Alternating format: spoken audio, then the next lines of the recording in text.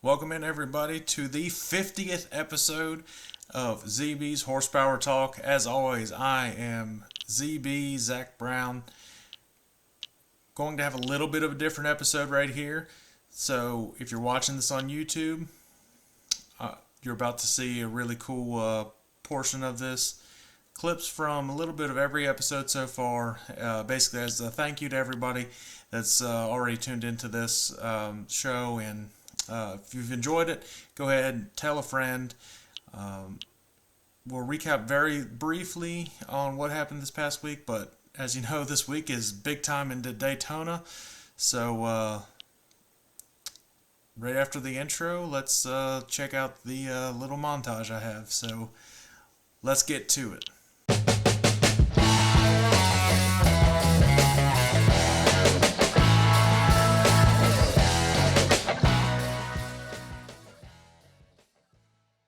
Heard from my dad, he's told me the story, and you can correct me if I'm wrong or you can fill in the details, but was it true that you were offered to work for Petty Motorsports back in the day? That's true. I did have an offer to get down there and work, but I didn't want to move. Nobody else wanted to move. But we were racing with Lee and Richard Petty at that time, and I did have an offer, but I didn't take it. I probably should have, but I didn't. Williams Grove was on Williams Grove was the other side. You know, when I got to 70 some wins at Williams Grove, the 100 number was a goal of mine then. Yeah. Yeah, I thought it was a legit goal that I could reach, and we've been fortunate enough to reach it and go past it now. So that was out there. That was one I kind of wanted. The 100, being the all-time winner, passing Fred Raymer for the all-time win wasn't as much of a goal for me as that 100 number. That 100 number meant something to me. Nobody's been there. Nobody's been there. Yeah, no, it's something nobody's been to. Not saying nobody will ever break it, but it's going to be a number that somebody's going to have to work hard on to do. And that's so, that's for sure. In the Williams Grove things, I've always thought Williams Grove was a very hard racetrack to win at. So those win totals, that win number means a little bit more to me than probably if I would break Coughlin's record port.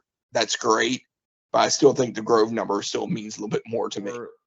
I guess parents, and then this will be for you, Donnie. I guess parents of daughters that want to get into some sort of racing and motorsports. What kind of advice do you have for them? And same question for you, Cassie, but as a like a daughter's point of view.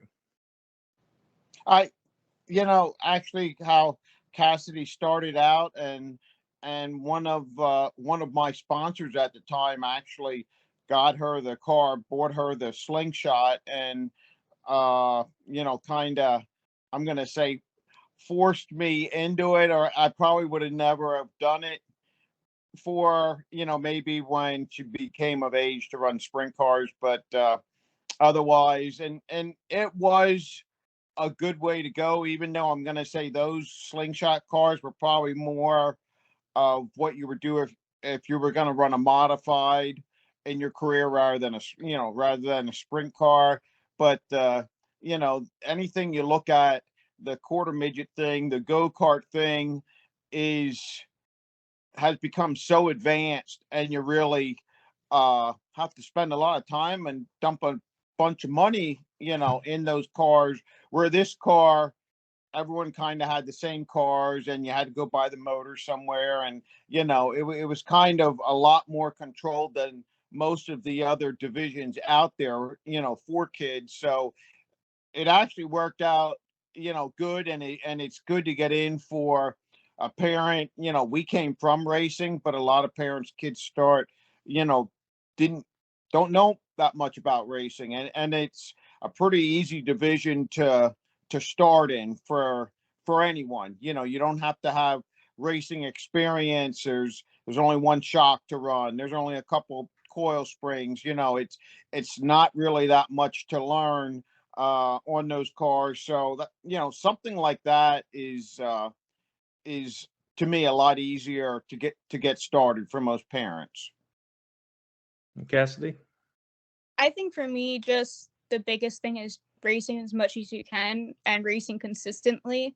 I feel like sometimes it's not super beneficial when, even if you are running 20 races, if those are spread out over 10 months, it kind of, it's almost like you're not running 20 races, and it might be a little bit more beneficial to run, 20 races over 3 months or something like that. So I think, just being in a place where you can race a lot and also be really focused on that is really important. Responsibilities and everything. What do you do specifically for Stewart House now?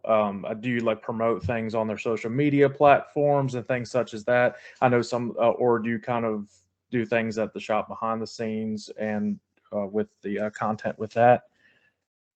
Yeah, so I mean, so one of the first things, I run the esports team there. I'm big into esports. I love iRacing. So I run our esports team, and the director of that team, with Dylan Duvall and Stephen Wilson. Those are two great kids. I've worked with them a couple of times. They're two great guys, and I shouldn't even say kids. They're two guys. And they've really been successful. Stephen Wilson's won a race at New Atlanta, last a couple weeks ago, and Dylan's been great. He's been knocking on the door about getting a playoff spot.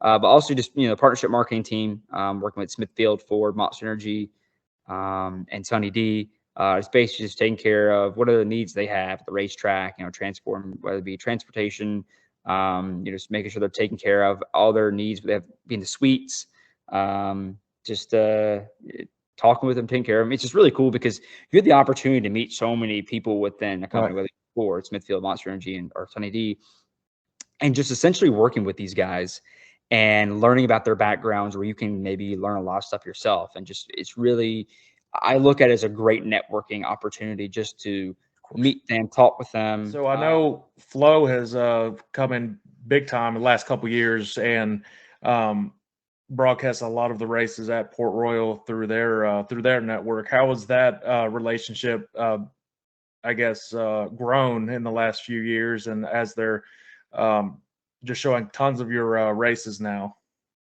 I think anything that brings exposure to the track is good.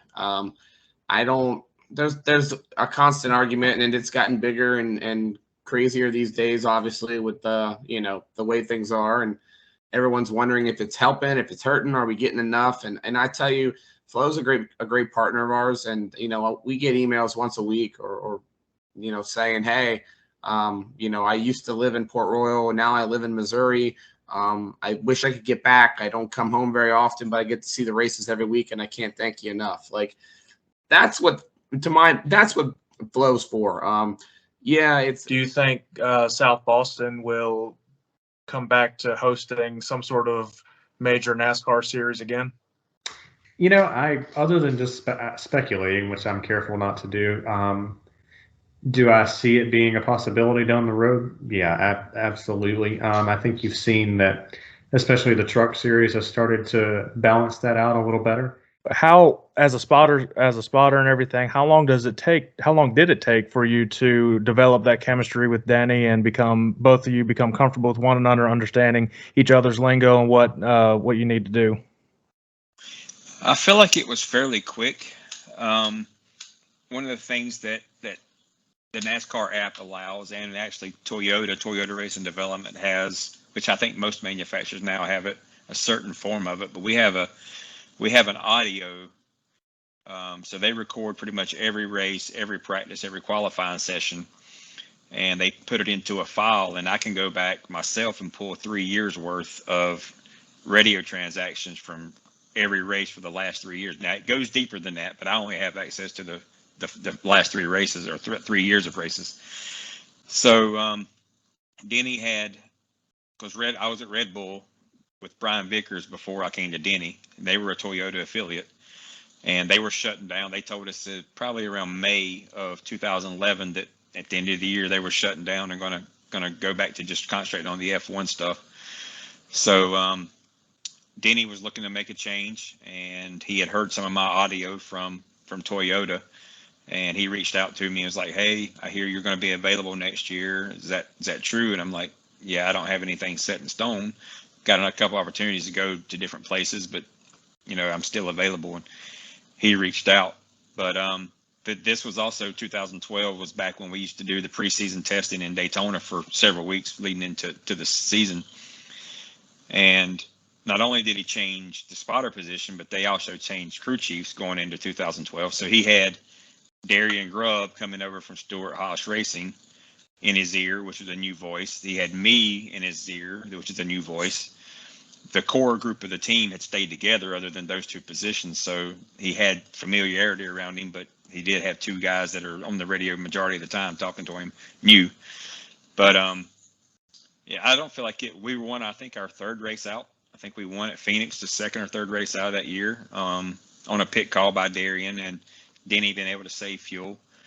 And we went on and won 5 races that year and probably should have won the championship, but we had a master power switch failure in the car at Martinsville that put us way behind in the playoff that year. But talking to him, it took us probably on the super speedway stuff. I mean, we've had success pretty much off the bat every year. But the wins came, 4 years in and on. So I don't.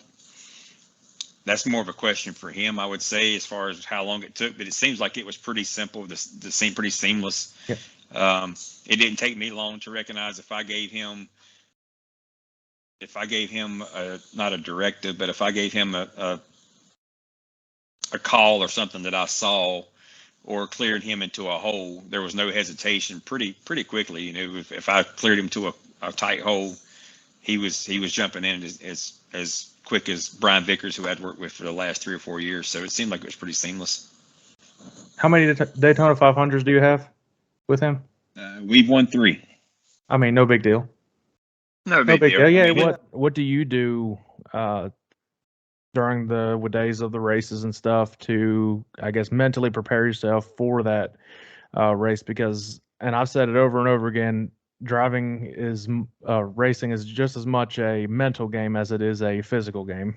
Yeah, I realized that a little while ago, and I've tried to do a little bit of some techniques of mental focusing and kind of different things, and it's kind of whatever. I mean, it depends on the night. Some nights it's really easy to get in that mindset and jump in there and be good to go, and some nights you gotta really focus and try to put everything else out of your mind. I mean, that's kind of the other hard thing about having to work and race and everything else is you got. Yeah, I started out with do you have a G29 is what I'm looking at?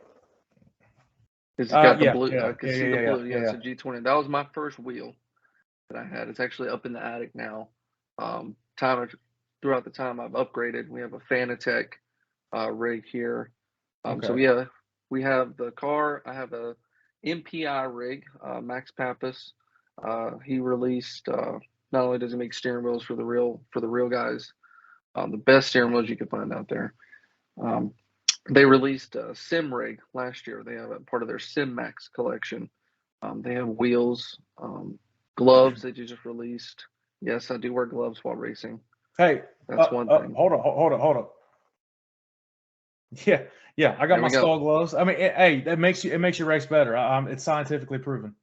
One, you race better, but also if I'm spending $200 on a leather wheel, I don't want to get ruined by greasy and sweaty hands. There you go. Yeah. That's true. Yeah. So yeah, this is the seat that I'm in. It's not the original seat for the rig, but it's an actual racing seat that Max Pappas and MPI designed for real bad. cars. And we have this thing built up. I got a handbrake for my occasional rally racing that I do. Fanatec shifter. And just recently, last week or 2 weeks ago, we went to triple monitors. So basically I just recently upgraded to 2. Yeah. Which I mean, one's for the streaming stuff and one's for the just the actual screen. Dang. Yeah, so we'll have a this guy's on top of it. This will make some professional, everybody. Yeah, I got a bracket coming in for our 4th monitor that's going to go. And one thing led to another, and some opportunities opened up. Sponsors kept coming on, which was weird, and ultimately led to getting us some other equipment. And I said, well, you know what? If I'm ever going to do this, I need to try and take that next step to asphalt and NASCAR. It was always my dream, right? Everybody, it would be crazy. Most people in racing, right? You want to race at NASCAR. You want to reach that goal. And so, 4 years ago, I'm still like, yeah, right. I never, ever, ever anticipated on being where we're at today. And The shop I've got built at that time, I was like, this is way overkill. Why did I build a shop this big? And as I sit here, I'm cramped between 4 cars. Hey, that's a good problem to have. It is a very good problem. I'm very thankful for that. But it's this crazy just how the story goes and how much has happened just in that span of time. So it's very humbling and amazing to think when you put your mind to something, what you can accomplish, and you have these dreams that they can come true, and so you just got to stay passionate about what you're actually passionate about. Yeah.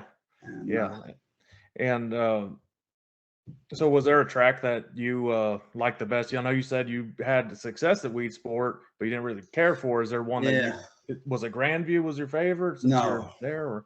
No, that place was not one of my happy lists. We went okay there, but I would have to say, like, I like the high speed, like Selinsgrove, Bridgeport, Delaware, and Georgetown. They were fun to race on.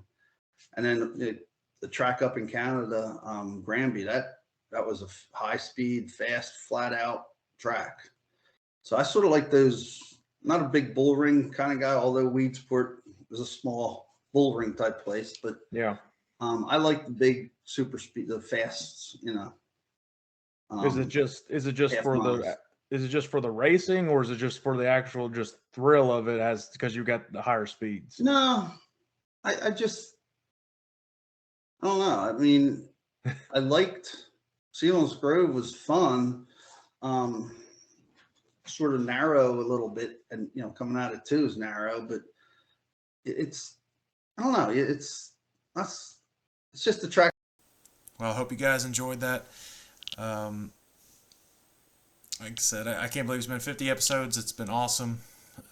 So glad to get it this far, and here's the 50 more. It's Daytona week. It is the final race of the regular season for the NASCAR Cup Series. We'll touch on that with my dad here in a little bit on Crew Chief Corner. Let's talk about what is at stake right now. So there's one spot remaining for the NASCAR Cup Series playoffs in one race. Bubba Wallace has it right now, and basically it's a must-win for everybody below the cut line. If you go into Daytona with a must-win, that is not good, because Daytona is so unpredictable. There's just so many unknowns. You could be leading, you could be last, you can crash anywhere at any time. It's just a matter of how your luck shows. Obviously, William Byron gets the big win at Watkins Glen, gets his 5th win of the year, pretty much solidifies himself as the number 1 seed going into the playoffs.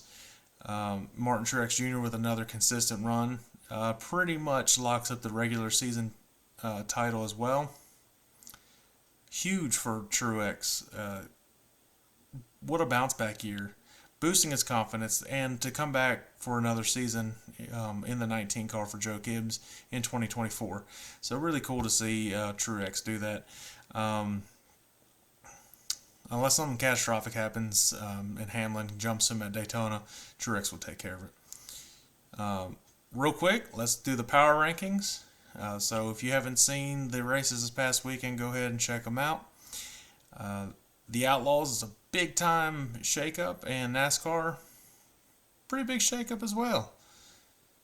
So the World of Outlaws power rankings. Here they are.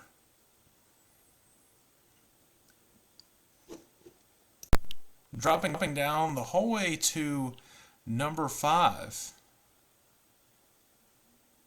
I've got David Gravel. Just was not his week. No good runs, really. And I'm not saying he's only the fifth best driver, but right now, power rankings aren't going to lie. He's at number 5. At number 4, still sticking with the $1 Million Man, Logan Schuchart. And as you can see, Donnie Schatz moved up a couple spots. He's up to number 3. And the shakeup at the top, Brad Sweet's at number 2. And Carson Macedo is at the number 1 spot and big time contention to make a run at this championship now. Moving to the NASCAR Power Rankings. Here they are. As you can see, the surprise of no one, the 1 and 2 have not changed, with Truex and Denny Hamlin comfortably just knocking off consistent top 5s, top 10s each and every week. Again, no change there. Moving up the whole way to number 3 with that 5th win of the season, you got to bounce him up there. He's going in with some momentum now. William Byron. Number 4, we're still going to have Chris Buescher. Just amazing runs so far. Just what a consistent driver he's becoming. And big shocker right now, even though it didn't have the best finish. Going into Daytona, I was torn between a bunch of people to go to number 5. I could have had McDowell, but just with that bad finish, you can't put him at number 5, even though he ran so well. Going with Tyler Reddick at number 5. Consistently in the top 10 each and every week if they don't shoot themselves in the foot. And finally got some solid finishes at the back-to-back road courses. And we'll see how everybody does at Daytona. Was a crapshoot. We all know that. But let's talk about it a little bit. Let's welcome in my dad, Jeff Brown, to Crew Chief Corner on this 50th episode.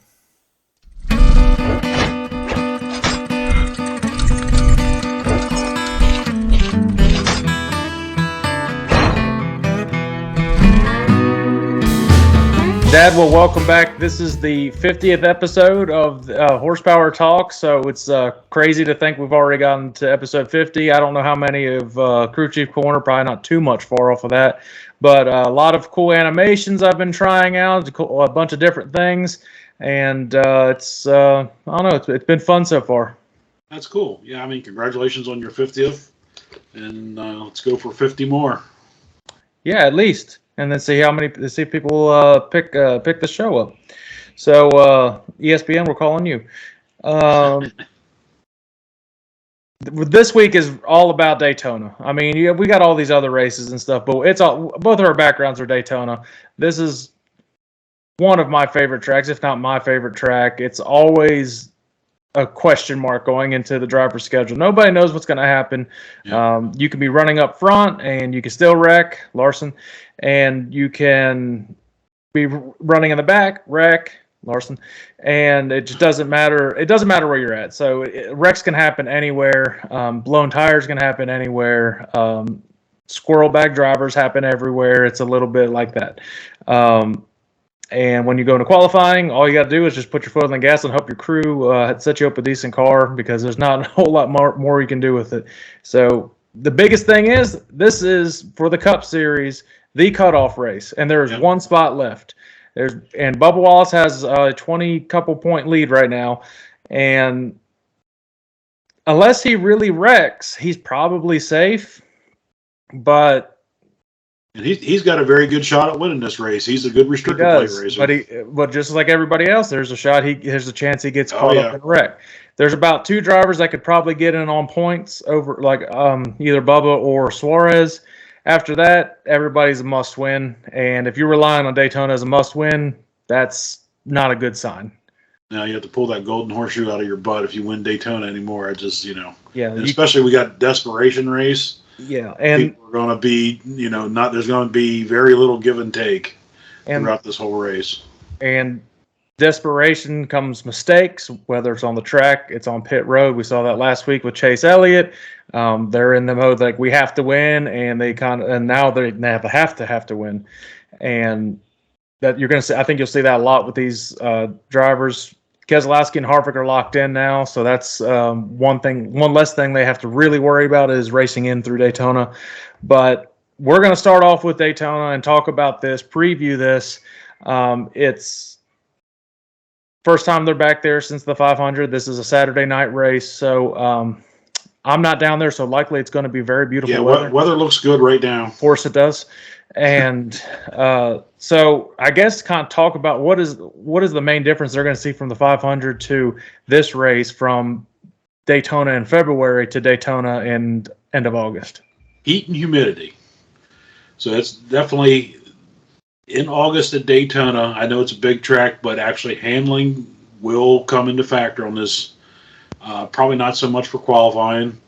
And you might see the really fast guys qualifying may not handle real well in the race, just because it gets going to get hot, it's going to get slippery. I think tires are going to matter in this race a little more than they did in February, just because of the heat. I mean, it's been mid 90s with the heat index of up into 105 to 110 the last 2-3 weeks. Drivers need to stay hydrated. They do have the cool suits, I think, which does help some, but we're probably talking 135 to 40 degrees inside those cars. In Daytona, they run the right side glass, so there's very little air that goes into those cars. The more air they get in, the slower they go.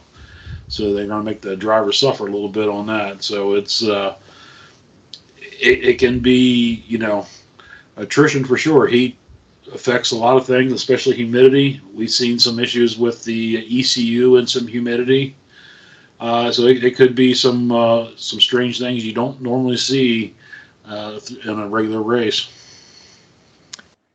Are they still doing cautions at breaks on super speedways, or are they doing like they do at the road courses and not? I believe they still got the stage cautions. And I think that could be a good thing, help the drivers cool down a little bit, because if they didn't have the stage breaks, it'd be a long race. I mean, that's what they used to do. Yeah, the drivers probably going to be getting ice packs and everything every pit stop they get, just to try to stay on the wheel on that thing. It's going to be hot. Now, with this thicker air, does that put a little bit more wear and tear on the engine throughout the race? Well, it actually will probably make a little bit less horsepower, just because the moisture content in the air, and depending on humidity, it may actually be a little bit slower, just because the heavier air, it's harder to go through. So but the heat just, it can cause overheating, which is definitely hard on the engine. So you got to make sure you got to keep the cars cool, but you don't want too much air getting through, to cool the cars and the brakes and everything else. Yeah. So night race at Daytona, it's just a big spectacle. Daytona 500 is obviously the mother of them all, but this is right up there too, ending the regular season. And I've even put my vote in to have this as the championship race. I think it would be cool. Dale Jr. says it would be pretty cool to start with Daytona, end with Daytona. I think so. Phoenix, though, they sell out all the time, and the city is a humongous tourist attraction, and they always party pretty hard from what I hear. So they likely won't be leaving Phoenix anytime soon. That's where all the money's coming in. But I think Daytona would be really cool. Drivers would hate it, and teams would really hate it. Because there's so much unknown with Daytona. Yeah. Talk about stress being in the Final Four and having to go to Daytona and beat the other three guys. I don't know how that work out. The race, and Phoenix, the races have been pretty good at Phoenix. So, maybe not fix what ain't broken, but yeah, I'd like to see them at Daytona. I think that'd be pretty cool. I've always been a big advocate to switch it around every single year where they can have the championship, mix it up. I think that would really add a cool element for whoever's going to be the champion of the series. Whether you go back to Homestead one year, go to Phoenix a year, you could go to Texas, any warm. You could even argue to do Charlotte, because they do Martinsville the week before the championship. So right. Really not much. You could probably do Charlotte, Atlanta, Texas, California. I'd rather see them not go to California, but no. 2 tracks in Florida. Yeah, that's just me, but I think Phoenix is already locked in at least for next year as well. So we'll see. Xfinity, they're not at their finale yet. I believe it's Darlington is their finale, or the week after that, something like that. They're closing in on. Yeah, I think they only run 12. They 12. Don't have 16. Yeah, 16, and then maybe 12 or something like that. And the Truck Series, I believe, does the same thing as well. And they're actually starting their second round. It will be in Milwaukee, and we'll touch on that here in a second. But getting into the pick section of NASCAR, again, it's Daytona. This is the third week in a row. It's a big crapshoot. Who would have? Well, I mean, you could almost guess that Michael McDowell could have been in contention to win one, but I don't think we actually believed he was going to win one. Yeah. And I would have said his best guess was probably for this race rather than the road course, but good for him. He's got a good shot this week. Yep, and his teammate Todd Gilliland really have a chance too, and that would put a monkey wrench into the playoffs if that happened. Yeah, that's for sure. And Harrison Burton's been talking, said, "Hey, we really think we can win at Daytona, and it's Wood Brothers, and they always got Daytona Wood Brothers hooked up." definitely got a good setup for here. But like you're saying, Bubba's got a shot too. I mean, everybody's got a shot. Yeah, except Larson. His luck is just it's impossible. But the one thing, real quick, 5th through 13th in points, regular season points, are separated by like 100 points. So it is pretty crazy because 5th, you're awarded a certain number of points, like 8 points or something, go 7, 6, all that. Yeah. And you only go up to 10. So the top 10 get extra points going to the playoffs. If you're outside of that, you don't get any extra. So that's big also going into this race. Sure, that's going to be a little bit of the race within the race. I'd say Truex probably has the regular season pretty well. I mean, unless he drops out early. The only thing is if he like wrecks and Denny gets all the stage points pretty much. Yeah, he's in second place. But what a bounce back year for Truex. So Xfinity is Friday night, and these cars have actually put on pretty good races. You've had controversies in the last few races. I don't need to get into that anymore.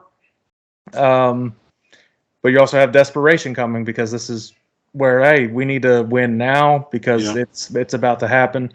And these cars, they're not too bad on the super speedways. They usually put on pretty good shows, and there's a certain team that I'm looking at that's always put on really good races at every single super speedway that they go to. So with that being said, for Friday night, and we'll talk about the trucks in a second to touch on because it's a completely different track. Right. But for Xfinity at Daytona on Friday night, who are you looking at to get lucky enough to win at Daytona? Well, I have a feeling we may have the same pick on this one. No, there's no way. This guy's been fast in all the super speedways. He's won a couple of them. Austin Hill. No, I don't have that. I am going a big wild card here. He has to win. This is a junior motorsports car. It gets around big tracks like this, but he has to win to get into playoffs. I'm going with Brandon Jones. Okay. Yeah. Didn't see that one coming. Completely different. Yep. And for the Cup race, again, we got one spot remaining until the playoffs start. And Bubba's got it right now, but it's not enough cushion to lock him in. So, and anything can happen, and any driver can win. We've seen it, especially with these cars. Who are you looking at for the Cup Series? I think we're going to get a new winner. It's not going to change the points any. Brad Keselowski. Come on now. Yes, I have Brad Keselowski as well. I was looking at it. He's locked in. He's going to take chances. If he gets in a wreck, not a big deal. He can't really fall out of anywhere in the playoff standings. They're going to go for it all to try to get a win. And he's a good speedway racer. Yeah, and I believe he's won this Daytona race. He's just never won the big one, which is crazy to think. Kind of like Tony Stewart's won pretty much everything except the Daytona 500. So, yeah, Brad Keselowski is my pick as well. And who's Mom got? Mom's picking Joey Logano. Okay. Yeah, Joey gets around that track we very got well. all Fords going here this week. I think the Fords have looked really good on super speedways, and I think I think they will have. They changed that nose, and I think that really has helped them a lot. And I think they draft real well with everybody. Actually, I think for one thing, they're for sure like really good pushers and can get to the front. Well, Brad arguably could have won the 500 kind of like how Kyle Busch was up there too. If there weren't 14,000 green white checkers, it could have been. Might see that again. Very well could. It's Daytona, so you never know. Even if you're there on the last lap, doesn't mean you're going to win. Excited for it. It's going to be really fun to watch. All right, we're staying with NASCAR, the Truck Series, real quick. Touch on the Milwaukee Mile. It's a pretty cool track. I wish it's a neat track. I wish Cup Series went back there. I really enjoy watching their races there. It's about as different from Daytona as you're going to get. It's a 1 mile completely flat oval. I mean, there is like zero banking on this track. Is this a concrete track? Is it concrete the whole way around? It could very well be. That's why I'm asking. I can't remember. Yeah, I don't remember either. I don't remember seeing that, but yeah, it's kind of a neat track. It's going to be one of them. It's hard to pass.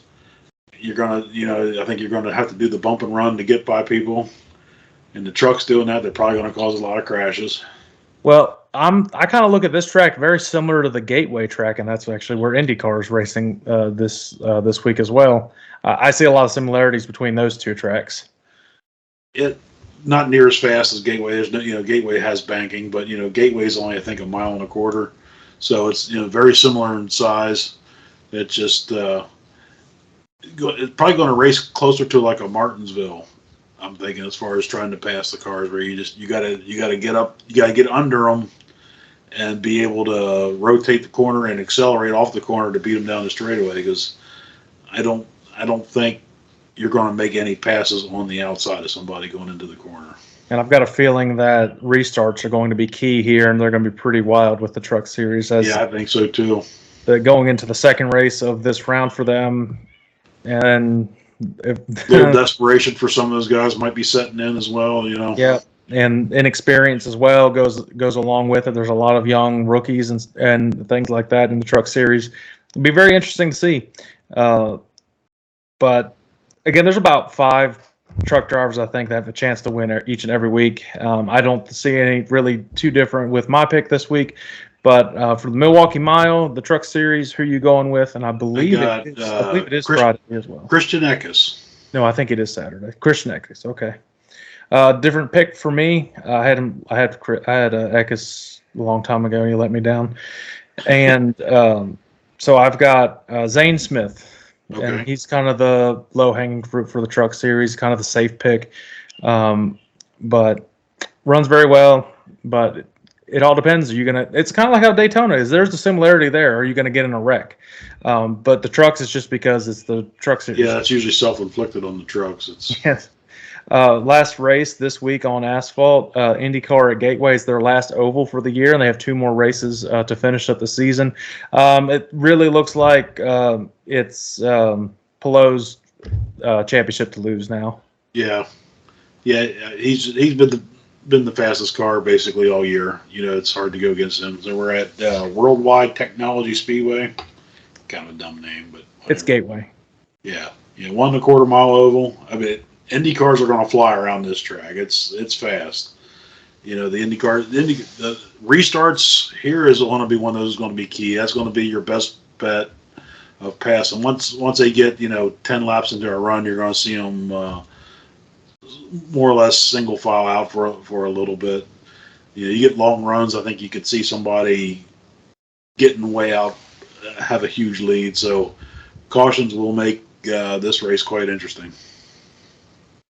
Yeah, and like I said, IndyCar, I for a while thought it was Joseph Newgarden that was going to be able to catch Pelot. If there were a lot more ovals, I think that could have happened, but Pelot's too consistent on the road courses, and Newgarden's really at his best at the ovals and everything. So for Gateway, what are you looking at, or who are you looking at for the last oval of the year for IndyCar? Gone a little different. I haven't picked this guy any this year. He's won a lot on ovals. Joseph Newgarden's teammate, Will Power. I was torn between a couple people. I'm going with the guy that is the best racer on ovals in the IndyCar this year. I'm going Joseph Newgarden to get him back on track. The other one I was looking at was Scott Dixon as well. As good as he's been running lately, I think he can carry that momentum and be shaking it up for the win too. Arguably the best IndyCar driver of all time too. Right. All right, that does it for the asphalt and everything. Like I said, we're kind of changing it up than what we usually do, but Daytona, you have to get that out of the way first because that's the biggest thing going on. Yeah. And so Outlaws they had a couple weeks where they had these big purse races, and it's set up for a points race that you gain points each and every day, like the Knoxville Nationals did, and last week in Minnesota. It was definitely interesting to see all that. Completely different this week, two different racetracks. The first race is Friday night at River City Speedway. Yeah, it's in Grand Forks, North Dakota. They call it the Bull Ring, so it's a 3/10 mile dirt track. It's really wide, smooth, basically no straightaway. They sort of turn the whole way around this track. It's top is usually pretty fast, but we're going to be talking about little bull ring, lap cars are going to play a factor. We're also we're sort of in Donnie Schatz's backyard up here, so you can't count out him in any of these tracks up here. But it's a nice track. It's very smooth, very wide. Like I said, no straightaway, so it's going to be tough on the drivers. You get no straightaway to take a break. You're constantly sliding that thing. They get around the track really, really nice. I think it's going to be a fun race for the Outlaws. I think you're going to see a good show here. These Midwest tracks put on probably the best shows. They're super nice. I mean, nice facilities and everything. The facilities, the crews that work on the tracks, they take a lot of pride in getting it right. Yeah, it's that dark dirt out there, like you see. It's I think it works real well for racing. Yeah, so it's bound to be another great race for the Outlaws again this week. Only thing that sucks about the Midwest shows, they start them a little bit later. So if you're on the East Coast, sometimes it's hard to stay awake for them. You gotta get a nap in to see these. But the good thing is, if you can't catch them, again, YouTube, they show pretty much every single lap for the feature event. There's only a couple they ever miss, and they're not really important. So it's great. I enjoy doing that in the morning, waking up, checking it out. Yeah, they do a nice job on it too. They get that footage out. I mean, within just a couple hours of the race. Oh yeah, that's pretty good. They do a good job on that. Oh yeah. All right, so for the Bull Ring, River City Speedway, Friday night, who are you going with? This one's tough. I mean, you got Shots in his home tracks. Gravel's been struggling a little bit. He struggled in Minnesota. He lost. I was torn between Macedo and Brad Sweet, but I think I'm gonna go with Brad Sweet on this one. It's been a while since I picked him. Yeah, and Brad's gotta win one here soon. I mean, he's flirting with the wins. It's bound to happen. I actually am going to switch up what I had. I originally had Carson Macedo, but thinking about a bull ring makes me think of what happened at Houston Speedway between Kyle Larson and this guy. I'm going with the $1 Million Man, Logan Schuchart, for this bull ring race. Cool, good pick. And Red River Valley. Yeehaw sounds like it's Wild West. That's a beautiful facility. West Fargo, North Dakota. So this is Shots' backyard. Right? This is his home track. 3/8 mile. It's flat, but it's real wide, very smooth. Bottom looks like it's the place to be. It's just so wide and flat. I think the outside is just not going to be the fastest way around. Maybe on a restart you can balls it in there and get somebody, but racing I think you're going to be at the bottom. So this could really play into Donnie's hands too, as good as he runs the bottom. It's also the Race Saver Sprints is also going to be the Danny Schatz Memorial Race. So that's Dad. Yeah. So there's a lot of emotion going to be on the line for this race. Surprisingly, it's not for the whole night, but they says the Race Saver Sprint. So that's the Danny Schatz Memorial. Yeah, definitely. That'll be really cool to see. So are you going with the hometown favorite for this one? I am. I'm going to pick Shot. Big race, emotional. Let's and you got to run the bottom. I mean, Shots can do that with the best of them. So we're going to go for Donnie Shots on this one. and I'm going with your pick for that Friday night. He's bound to break one to get a win here soon. He is the points leader, so the big cat Brad Sweet's my pick for the second race at Red River Valley. Cool. And to finish it up, the All-Star Circuit of Champions. Did not expect this guy to just come back and just like it was nothing and tear it off. Sunshine's been putting on great shows this last week, and so really awesome. Welcome back, and shoot, he keeps running like this. He's going to come back and win this damn championship because you don't even know who's racing anymore. Yeah, the All Stars are hard to pick. Like you never who's going to be there, who's not going to be there.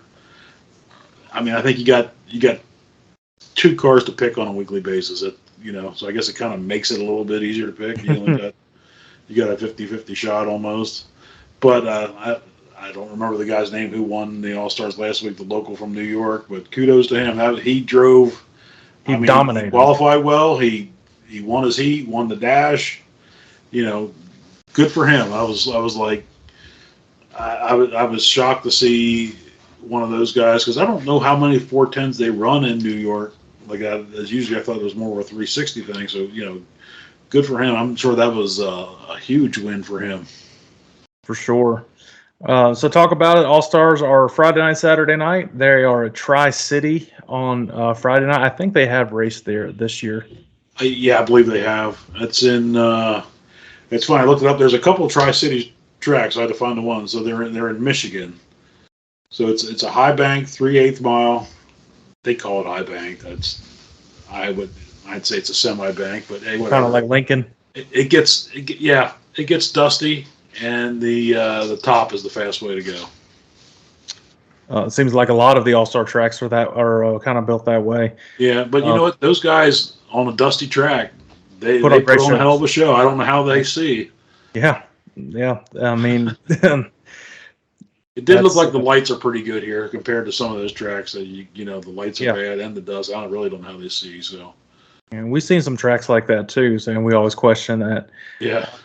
All right. Well, you've said there's a couple drivers you can pick now. So Tri-City All Stars on Friday night. I picked them both this weekend. So first pick, Top's fast. This guy runs the top better than anybody. Sunshine Tyler Courtney. Same. There we go. Get that out of the way. I don't have the same pick as your second night, but talk about Butler on Saturday night. That's in Quincy, Michigan. That's another one they call a 3/8 high banked oval. It's one of them with no fence around, just down the front stretch and a little bit, so it's another deal. Same kind of dirt, gets dusty. The top's fast, but you got to be careful. It's easy to, without a wall, it's hard to judge when you're running that. So you got to be careful not to go over that. Then you're kind of stuck and have to drive back up and come back up on the backstretch there somewhere. Like some of the tracks, a lot like Lernerville without the walls and that type of thing. A couple of those no fence tracks last week, and people ran off the the speedway. Oh, it's kind of cool. I mean, it's different for sure. But you definitely, those drivers, you're trying to run that cushion, and there's no visual wall there that you just It adds that extra element. It makes it definitely even more exciting. So going on Saturday night, I already know your pick, so just go ahead and say it. Yeah, like I said, it's a 2-horse race. I go with Zeb Wise.